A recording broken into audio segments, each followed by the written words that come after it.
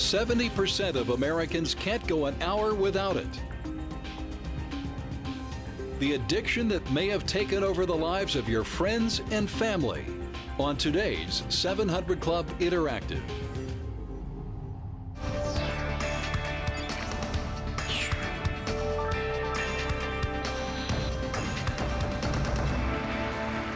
Well, welcome to the show. Technology has made it easier for us to connect, communicate, and socialize. But the problem with these things, all these advances can also be damaging, as it has introduced phrases such as crackberry and iPad envy to the English language.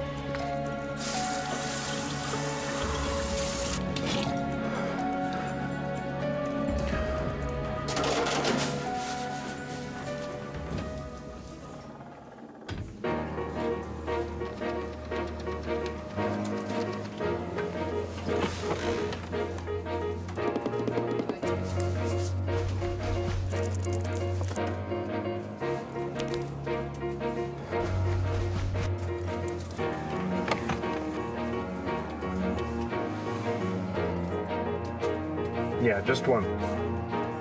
I'll be there in 5.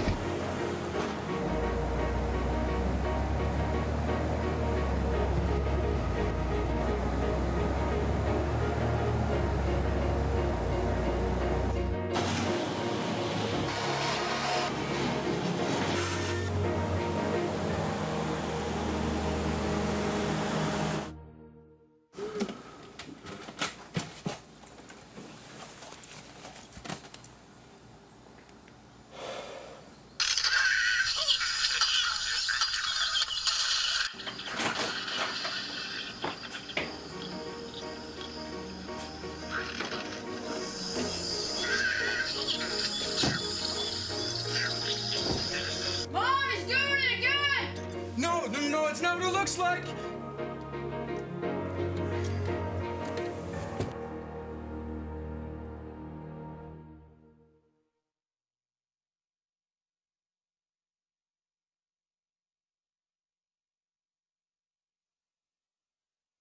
Well, joining us now is author and counselor Dr. Gregory Jantz. Greg, thanks for being with us. Oh, good to be with you. This is an important topic. It is. You've made a provocative statement in your book, Hooked, The Pitfalls of Media, Technology, and Social Networking, where you tell us that smartphones are kind of like LSD. What do you mean by that? Yeah, well, you know, we're seeing more and more folks who truly are addicted to technology. 75% of the folks we work with cannot put down their device for one day without checking it. And we're finding people with true anxiety disorder. By that, what I mean is they get physical symptoms if they can't get to their device. I'll tell you a story of one of my friends where I sort of secretly took his smartphone and he literally started to get all kinds of anxiety because he couldn't find it. And it was kind of odd. And the more he got distressed, you know, it was just a space of about 90 seconds, and he couldn't find it. And I gave it back to him. He didn't talk to me for a while after that. Why do we get addicted to it? Why do we have feelings of anxiety if we can't find our phone or go for a period of time without checking our email? You know, Gordon, that's a great question. And one of the reasons is we actually find ourselves addicted in a sense that because we live in a one-click society, so everything is instant. And the technology teaches us to have what I call low impulse control. We actually have trouble controlling our impulses. That said, one of the things that we want to be able to do is we want to balance technology in our lives. But my concern is even what we're modeling for our kids. There's a new study coming out of Stanford about how young men today, because they're spending so many hours doing video games, and frankly, so many hours watching internet porn, that their ability to interact with females is at risk now. Are you familiar with that?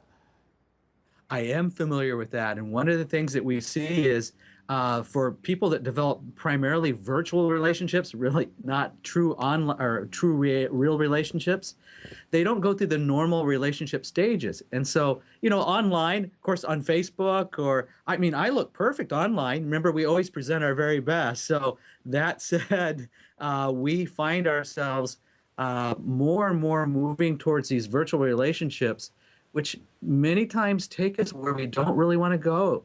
The average age of exposure to pornography on the internet is actually 11 years old. That is, that's a shock. I didn't know that stat. Yes. I've heard it's as high as 50% of males, 25% of females have a problem with online pornography, and the numbers are just getting kind of. That is growing. Yes. I mean, it's really starting to get staggering, and there's an addiction there too that's even separate from the whole technology addiction. Absolutely.